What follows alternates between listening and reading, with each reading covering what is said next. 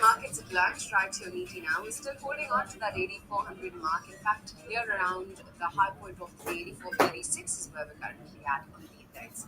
Sanjay Sinha, founder at Citrus Advisors, then joins in to talk about his thoughts on the markets. Sanjay, hi, good afternoon. What is it that you've made of some of the key earnings so far?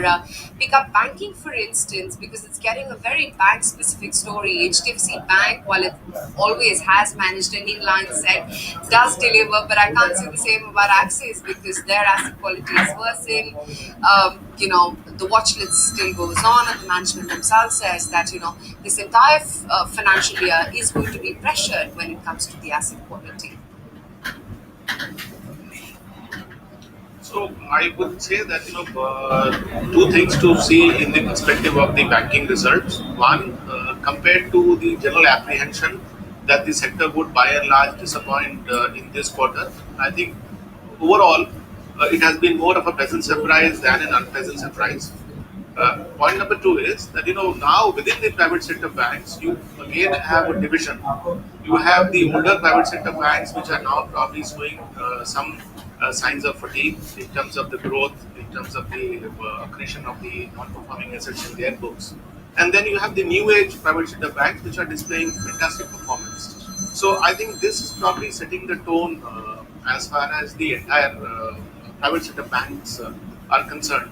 But mind you, much of the euphoria that you see in the banking index is not just coming from the private sector banks. It's actually also coming from the performance of the PSU banks. And on that front, we've only seen a couple of results, and we still have the big boys of the PSU banking sector to announce their quarterly performances.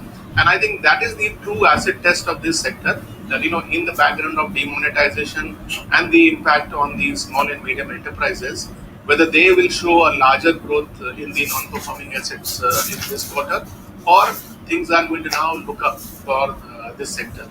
So on the whole, given the fact that this sector also has one of the largest weights in the indices, it's important that at least we don't have a large disappointment from the PSU banking sector. Yes, Sanjay, afternoon. I wanted to touch upon media a bit because it's a little bit of a concern that on account of demonetization, a lot of the companies will go out and slash ad spends. In fact, something that we have experienced. So, what would really this do to the entire broadcast universe? Are you worried about ad revenue growth slowing and it being a protracted slowdown, particularly for Z as well? See, that would be a little tough question to answer off the cuff. But yes, no doubt, the month of November and December has been quite bad as far as the volume of advertisements that have got displayed on the broadcast network. But you've seen that what was normally the quantum of broadcast from the private sector has to a large extent been substituted by the amount of broadcast from the government sector.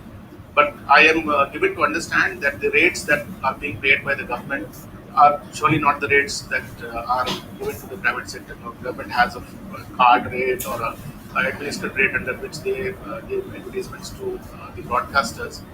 Uh, now, coming back to where exactly would there be a motive for an advertiser to come on the broadcasting channel, I think if he sees a here and now opportunity, he'll probably do so.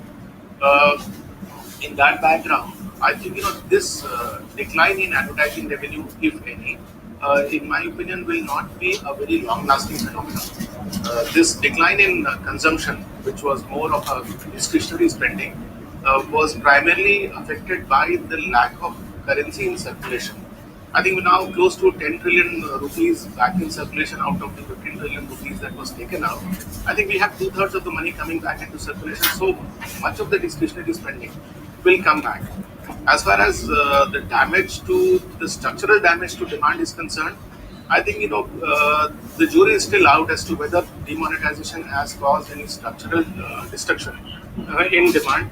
And on that count, I think even suppose it is to happen, uh, best case it will probably get over within the next couple of months. Worst case, it will not last more than 6 months. So on a medium to long term perspective, I don't think there is a reason for us to be disappointed in terms of the outlook on this sector. let's also talk about the outlook from the metal space as a whole. You're seeing quite a bit of traction that is continuing. There's some details from the Mines Ministry officials talking about auctioning mines that have lost licenses after failing to secure key approvals. What really is the outlook? Is the tide turning over here? Because it's so heavily contingent on what goes on globally as well. Yes, so I think that part is surely true that the outlook on the local mines and mineral stocks is going to be largely driven on the outlook on the commodity prices globally.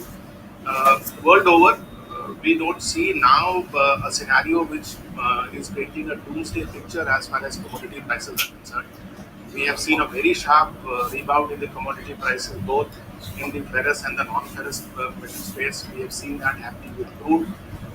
With the Chinese economy now slowing down, but not to a sort of a hard landing level of close to say 6%, but very close to a threshold level of 7%. I think gives certain amount of sanguine outlook on the demand coming from the Chinese economy. But to offset any decline in demand from China could be the possibility that with the new president in place in US and his desire to bump start the infrastructure spending in the US, commodity prices should not decline from here. On the contrary, you could probably see a moderate elevation in these prices in 2017 also. So metal was a neglected sector in 2016. It was actually out of favor with many fund managers.